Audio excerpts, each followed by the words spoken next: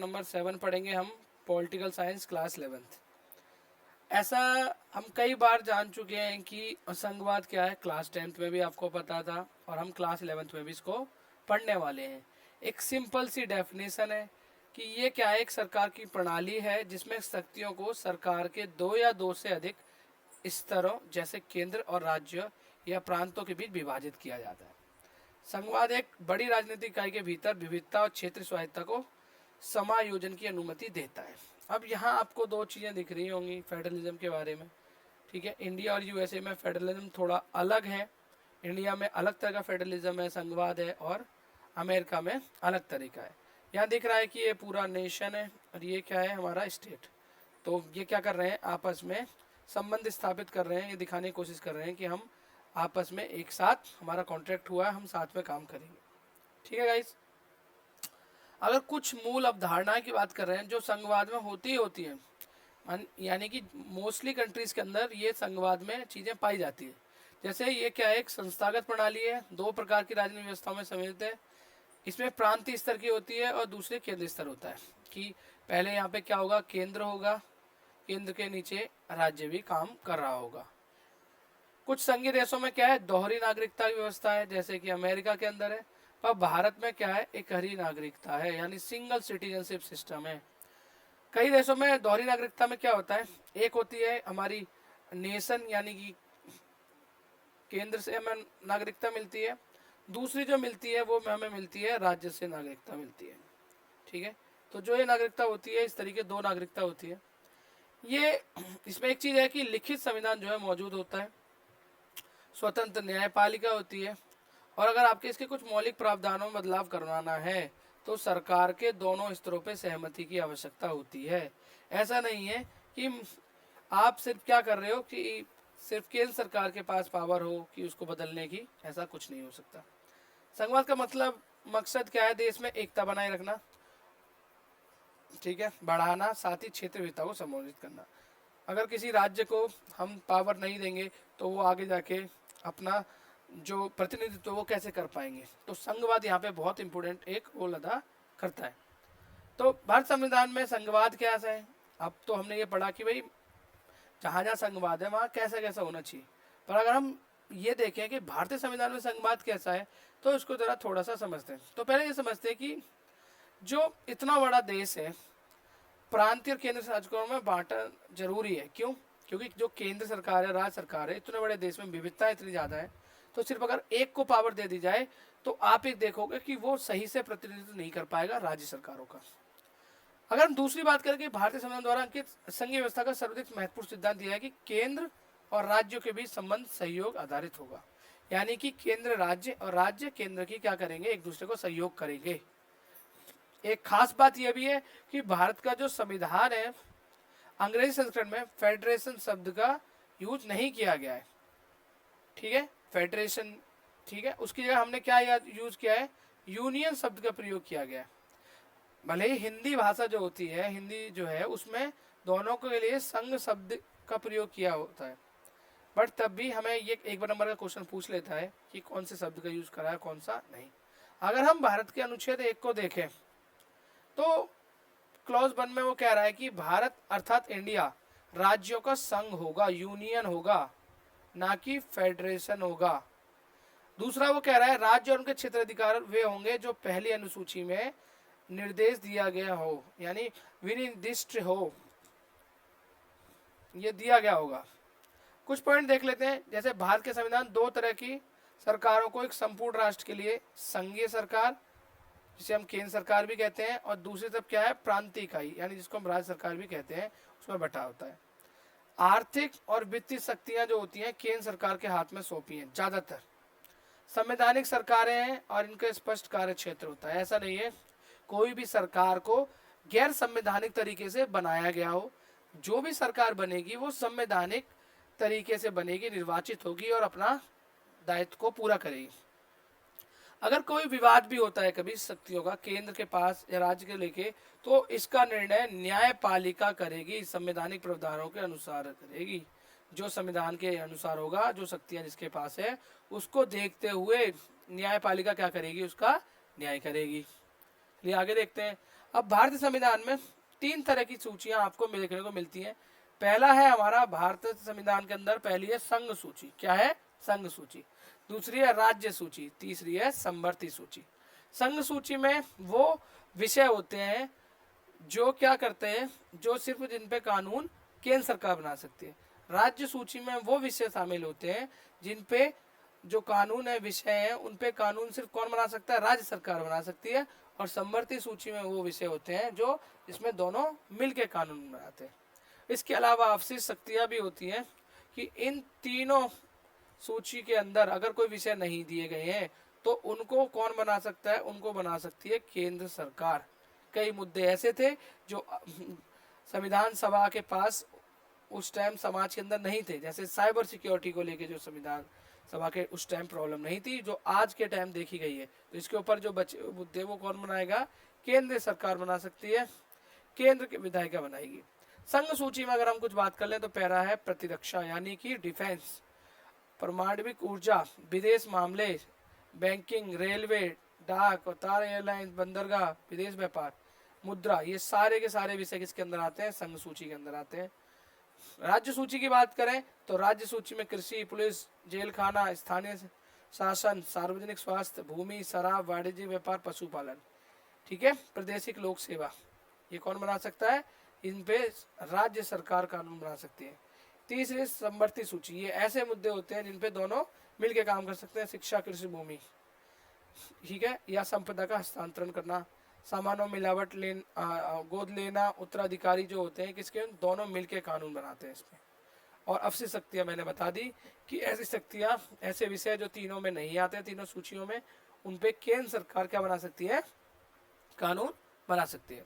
अगर हम बात करें भारतीय संविधान सिद्धांत और व्यवहार कि जो भारतीय संविधान है वो बेसिकली किस तरह के जो फेडरलिज्म है उसको कैसे कैरी करता है, उसके बारे में क्या बताता है। तो हमारे देश में जो है अगर हम देखें तो हमारे यहाँ जो संघवाद है वो केंद्र सरकार को मजबूत करते हुए बनाया गया है। यानी कि जो हमारे देश है, लोकतांत्रिक देश है, संविधान के अंदर सशक्त केंद्र सरकार की स्थापना की गई है। अगर हम इसमें देखें कि संविधान निर्माताओं की मान्यता थी कि हमें संघीय संविधान चाहिए जो इन विविधताओं को समेट सके, पर वो एक शक्तिशाली केंद्र सरकार की स्थापना करना चाहते थे। सामाजिक आर्थिक समस्या को समाधान एक शक्तिशाली केंद्र सरकार करे, ऐसा करने में उसे राज्यों का सहयोग भी प्राप्त हो। अगर हम कुछ देखें कि जो प्रावधान किए गए हैं जिसकी वजह से जो हमारी सरकार है, केंद्र सरकार, उसको सशक्त किया गया है। तो पहला क्या है कि जो भी भूगोलिक इकाई होगी, जो भी राज्यों की सीमाएं होंगी, बाउंड्री होंगी, उनको तय कौन करेगा? उनको तय करेगा कौन? केंद्र सरकार। संसद नियंत्रित करेगा उसको। अनुच्छेद 3 के अनुसार यही दिया गया है कि किसी राज्य में उस राज्य क्षेत्र अलग करके अथवा या 2 या अधिक राज्यों को मिलाकर नए राज्यों का निर्माण कर सकती है। तो वो कौन करेगा? संसद करेगी। आपातकाल का प्रावधान है हमारे यहाँ। हमारी संघ व्यवस्था में एक अत्यधिक केंद्रीकृत व्यवस्था बदल देता है। यानी आपातकाल जब भी लगेगा तो जो राज्य की जो शक्तियां होंगी वो किसके पास चली जाएंगी? केंद्रीकृत हो जाएंगी। ठीक है, और संसद को यह शक्ति प्राप्त हो जाती है कि वह उन विषयों पर कानून बना सके जो राज्यों के अधिकार के क्षेत्र में आते हैं। यानी कि ऐसी विशेष परिस्थिति में हम क्या कर सकते हैं, जो राज्य सूची में विषय है उनके ऊपर भी केंद्र सरकार क्या कर सकती है? कानून बना सकती है।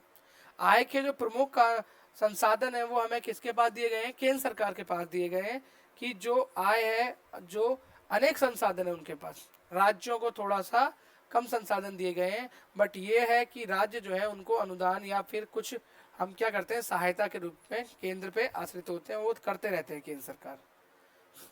अगला कुछ पॉइंट और है, राज्य राज्यपाल की शक्ति प्राप्त है। वह राज्य सरकार को हटाने और विधानसभा को भंग करने की सिफारिश राष्ट्रपति को भेज सकता है। अगर आप यहाँ पे एक बात देखें, राज्यपाल की यह शक्ति प्राप्त है कि वह विधानमंडल द्वारा पारित किसी विधेयक को राष्ट्रपति स्वीकृति के सुरक्षित कर सकता है। मतलब कि उसे कानून को पास ही ना होने दे, उसको डिले करवाए। अनुच्छेद 257 सब क्लॉज 1 क्या कहता है? प्रत्येक राज्य की कार्यपालिका शक्ति इस प्रकार प्रयोग किया जाएगा जिससे संघ की कार्यपालिका शक्ति के प्रयोग में कोई अड़चन ना आए, प्रतिकूल अभाव ना पड़े। संघ कार्यपालिका शक्ति विस्तार किसी राज्य को ऐसे निर्देश देने तक होगा जो भारत सरकार को इस परियोजना के लिए आवश्यक प्रतीत हो। ठीक है, अगला है हमारा यूपीएससी। अखिल भारतीय सेवाएं जो है पूरे देश के लिए है। इसमें जो अधिकारी चयनित होते हैं वो राज्यों को प्रशासन करते हैं, जैसे डीएमएसपी होते हैं। तो इनको कौन जो जो इनके हटाने की प्रक्रिया होता है उसमें राज्य की कोई भूमिका नहीं होती। राज्य कभी भी इनके सेवा से हटा नहीं सकती। इसका कंट्रोल पूरा किसके पास होता है? वो पूरा कंट्रोल होता है केंद्र सरकार के पास, नियंत्रण में होता है। नियुक्ति करने तक सारा का सारा कंट्रोल किसके हाथ में है? केंद्र के हाथ में है। अगर हम संविधान के दो अन्य अनुच्छेद, अनुच्छेद 33 और अनुच्छेद 34 के बारे में बात करें तो ये हमें बताते हैं सैनिक शासन के बारे में, कि अगर किसी कहीं स्थिति बहुत ज़्यादा खराब है तो वहाँ पे हम क्या कर सकते हैं? सैनिक शासन लागू कर सकते हैं। और जो केंद्र या राज्य किसी भी अधिकारी द्वारा शांति व्यवस्था बनाए रखने के लिए, बहाली के लिए किए गए किसी भी कार्य को कानून जायज करार दे सके। तो जितने भी कानून अगर हम मार्शल लॉ लागू करेंगे तो वो किसके पास चले जाते हैं? केंद्र के पास चले जाते हैं। क्यों? क्योंकि जो सैनिक हैं वो किसके लिए काम कर रहे हैं? केंद्र सरकार के अंडर आते हैं। अगर हम तनाव की बात करें तो जैसी स्थिति, हमने कई सारे टॉपिक ऐसे पढ़े जिसमें हम ये देख रहे हैं कि जो राज्य हैं उनके पास क्या है? कई सारे तनाव की स्थिति आ गई है। जैसे स्वायत्ता की मांग कर रहे हैं, मांग उठाते हैं कि भाई हमें स्वायत्ता चाहिए। 1950 से 60 के दशक में तो जवाहरलाल नेहरू जो थे, केंद्र में भी वही थे, राज्य में भी वही थे, कांग्रेस सरकार। तो उस टाइम समस्या नहीं हुई, पर समस्या होना स्टार्ट जब हुई, जब राज्यों के अंदर विपक्ष आ गया, दूसरी सरकारें आ गई, गैर कांग्रेसी सरकारें आ गई। तो स्वायत्ता की मांग अलग अलग टाइम पे उठती रही है। जैसे तमिलनाडु, पंजाब, पश्चिम बंगाल, यहाँ पे द्रमुक, अकाली दल और माकपा ने स्वायत्ता की मांग करी है। अलग राज्य बनाने की कई बार मांग करी है कि राज्य को अलग दर्जा दिया जाए। राज्यों के पास जो आय है वो स्वतंत्र होने के चाहिए। उनको क्या करना चाहिए? उनका ज़्यादा नियंत्रण होना चाहिए संसाधनों के ऊपर, क्योंकि उनके पास संसाधनों की कमी होती है। तीसरा पहलू अगर हम देखें वो है प्रशासनिक शक्तियाँ। जैसे कि प्रशासनिक शक्तियों में हमने अभी देखा डीएम, एसडीएम जो होते हैं, डीएम होते हैं, ठीक है, आईपीएस अधिकारी होते हैं, उनकी नियुक्ति में कौन कौन करता है? सारा कुछ केंद्रीकृत नियंत्रण है, केंद्र द्वारा नियंत्रण होता है। तो इससे राज्य क्या है? परेशान रहते हैं। स्वायत्ता की मांग को लेकर भाषाई आधार पर मुद्दे जुड़े हुए हैं। जैसे तमिलनाडु में हिंदी वर्चस्व का विरोध करते हैं, पंजाब में पंजाबी भाषा संस्कृत के प्रोत्साहन की मांग। कुछ उदाहरण है कि आगे क्या कर रहे हैं, देखते हैं। अब इसके साथ में एक चीज और है जो है राज्यपाल की भूमिका। कई बार ये आता है कि राज्यपाल करता क्या है। तो अभी हमने थोड़ी देर पहले पढ़ा कि जो राज्यपाल है वो राज्य के अंदर चाहे तो राज्य की सरकार को भंग हटा सकता है और जो विधायिका है उसको भंग कर सकता है। तो केंद्र सरकार द्वारा नियुक्त किया जाता है। ये हमें एक बात समझने की जरूरत है। जो अक्सर राज्यपाल के जो फैसले होते हैं उनको केंद्र सरकार के रूप में देखा जाता है कि केंद्र सरकार उनमें क्या कर रही है? हस्तक्षेप करती है। इसको जान पड़ताल करने के लिए, कि केंद्र और राज्य संबंधों से जुड़े मसलों की पड़ताल के लिए केंद्र सरकार द्वारा 1983 में एक आयोग बनाया। इस आयोग को सरकारिया आयोग कहा जाता है। ठीक है,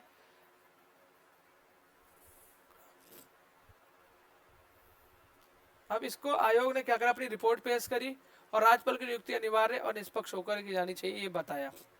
इसी का अनुच्छेद 356 एक आता है, ये आपातकाल का ही हिस्सा है। तो आपातकाल 356 में ये बताया गया है, अगर कैसी जो उत्पन्न हो जाती है स्थिति जिसमें राज्य क्या है? सही से काम नहीं कर पा रहे, तो वहां पे क्या लगाया जा सकता है? राष्ट्रपति शासन लगाया जा सकता है। 1968 में केरल, 67 के बाद उनके राज्यों में बहुमत परीक्षा के बिना ही सरकार को बर्खास्त कर दिया गया। तो इस मामले में सर्वोच्च न्यायालय जो है, और उन्होंने कुछ फैसला दिया कि राष्ट्रपति शासन लागू करने के निर्णय संवैधानिकता की जांच पड़ताल न्यायालय कर सकता है। यानी कि अगर आपने वहाँ पे राष्ट्रपति शासन लगाया है तो जो सर्वोच्च न्यायालय है वो इसकी जांच पड़ताल कर सकता है, क्या ये वैध है या अवैध है। अगर हम देखें, इसी चीज़ को देखें, नए नए राज्यों की मांग भी उठी। तो अगर हम देखें, दिसंबर 1953 में राज्य पुनर्गठन आयोग बना। वो इसलिए बनाया गया था कि भाई ये देखने के लिए कि क्या कई राज्य जो है नए राज्यों को बनाने की आवश्यकता है या नहीं है, इस चीज़ को देखते हुए। तो 1960 में गुजरात, महाराष्ट्र का गठन हुआ। 1966 में पंजाब, हरियाणा अलग हुए। बाद में पूर्वोत्तर राज्य अलग हो गए, जैसे मणिपुर, त्रिपुरा, मेघालय, मिजोरम, अरुणाचल प्रदेश। 2000 में भी किया गया, जैसे मध्य प्रदेश जो है उससे क्या हुआ? छत्तीसगढ़ अलग हुआ। उत्तर प्रदेश से उत्तराखंड अलग हुआ और बिहार से झारखंड अलग हुआ। और अगर हम अभी हाल फिलहाल की बात करें तो 2014 में हमारा तेलंगाना का विभाजन हुआ है। तेलंगाना किससे अलग हुआ है? आंध्र प्रदेश से जो है तेलंगाना अलग एक नया राज्य बना है। अगर हम अंतर्राज्य विवाद की बात करें, अंतर्राज्य विवाद का मतलब है कि राज्य और राज्य के बीच भी विवाद है। अभी तो हम केंद्र और राज्य के बीच तनाव की बात कर रहे थे, पर राज्य और राज्य के बीच भी विवाद है। अगर हम एक बात देखें कि समय व्यवस्था में दो या दो से अधिक राज्यों में आपसी मतभेद होते ही होते हैं, तो न्यायपालिका की पंच भूमिका निभाती है। इनके फैसले कौन करता है? न्यायपालिका। तो अगर हम देखें दो प्रकार के विवाद होते हैं। पहला होता है हमारा सीमा विवाद और दूसरा है जल विवाद। सीमा विवाद को एक एग्जाम्पल हमारे पास है, वो है महाराष्ट्र और कर्नाटक की एक जगह है जहाँ पे वेलगाम कहते हैं, उसको लेके। मणिपुर नागालैंड के बीच भी सीमा विवाद पुराना है। पंजाब हरियाणा का आपको पता होगा, उनकी चंडीगढ़ राजधानी को लेके समस्या है। खैर, इसको समस्या को हल करा भी गया। पंजाब को चंडीगढ़ देने की बात की गई, किसके द्वारा? राजीव गांधी द्वारा। बट अनफॉर्चुनेट, जब तक उनकी क्या हो गई? मृत्यु हो गई। एक कावेरी नदी जल विवाद को लेके अभी तक तमिलनाडु और कर्नाटक के बीच प्रमुख विवाद बना बैठा हुआ है। और गुजरात, मध्य प्रदेश और महाराष्ट्र, ठीक है, इनके बीच में भी नदी को लेके क्या है? बंटवारे को लेके समस्या अभी भी चल रही है। अगर हम देखें कि कुछ प्रावधान भी हैं, जैसा कि आपने देखा होगा अनुच्छेद 331 के बारे में सुना होगा, अनुच्छेद 370 के बारे में सुना होगा। अनुच्छेद 371 क्या कहता है कि भैया असम, नागालैंड, अरुणाचल प्रदेश, मिजोरम है, इनको क्या करें? एक स्पेशल स्टेटस दिया है, विशिष्ट प्रावधान दिया जाए, जिससे क्या कर सके ये लोग कि इनको संस्कृति इतिहास को बनाए रखना चाहते हैं और क्या करें? बनाए रखना चाहते हैं, तो इनको स्पेशल तरह के एक एरिया क्षेत्र दिए जाए, जिनको क्या होता है? ऑटोनोमस डिस्ट्रिक्ट काउंसिल, यानी कि वो ना केंद्र ना राज्य किसी के अंतर्गत नहीं आएंगे। ये जो इनकी खुद की वहाँ के लोग होंगे वो इसे ऑपरेट करेंगे, और वहाँ पे इनको क्या है? अपने जो इनका संस्कृति है उसको क्या कर सकते हैं? उसको बढ़ावा दे सकते हैं। अन्य राज्य में आंध्र प्रदेश, गोवा, गुजरात में भी क्या है? कुछ जो पहाड़ी क्षेत्र है उनको कुछ हमने छूट भी दे रखी है। लास्ट जो है वो है हमारा जम्मू कश्मीर। बहुत इंपॉर्टेंट टॉपिक है। जम्मू कश्मीर के बारे में हमने कई बार पढ़ भी चुके हैं और अभी भी दोबारा पढ़ रहे हैं। और ये क्या है कि जम्मू और कश्मीर के बारे में ये अनुच्छेद 370 के अंतर्गत आता है। अगर हम देखें तो 1947 में पाकिस्तान ने कश्मीर पे कब्जा करने की कोशिश करी, घुसपैठिए भेजे, ठीक है। मजबूरी में हरि सिंह ने भारत से मदद मांगी और भारतीय संघ में सम्मिलित होने के लिए मान गए। अब अनुच्छेद 370 के अनुसार क्या था भाई? जो संघ और समर्थित सूची है उनके जो मामले हैं, वो कोई कानून अगर उन पर कोई बनाता है तो भैया बिना राज्य की परमिशन के आप वहाँ लागू नहीं कर सकते। इनका जो संविधान है और जो झंडा है वो क्या है? अलग है। संघ सूची के विषय में कानून बनाने के संसद की शक्ति को पूर्ण रूप से स्वीकार कर लिया गया। अगर ये बात क्या है, आज के टाइम जो है कि बदलाव कर दिया गया इसके अंदर। कैसा बदलाव है? वो ये है कि आंतरिक अशांति कारण आपातकाल की घोषणा नहीं की जा सकती। यहाँ पे पहले की बात है, अभी सब कुछ हो सकता है। केंद्र सरकार राज्य में वित्तीय आपातकाल नहीं लगा सकती थी, ठीक है। जम्मू कश्मीर में नीति निर्देशक सिद्धांत को लागू नहीं किया होते थे। भारतीय संविधान अनुच्छेद 368 के अंतर्गत जो है जम्मू कश्मीर की सरकार की सहमति से ही लागू किए जा सकते हैं। यानी अगर कोई भी संशोधन होते हैं तो बिना जम्मू कश्मीर की सरकार के आप उसमें संशोधन भी लागू नहीं कर सकते। वर्तमान में जो है 370 क्या है? विशेष दर्जा अस्तित्व में नहीं है। 2019 में जम्मू कश्मीर पुनर्गठन अधिनियम आया था, उसके द्वारा 2 केंद्र शासित प्रदेश बने, जिसका नाम है जम्मू कश्मीर एंड दूसरा लद्दाख। ये जो व्यवस्था ये कब से लागू हो गई है? 31 अक्टूबर 2019 से प्रभावी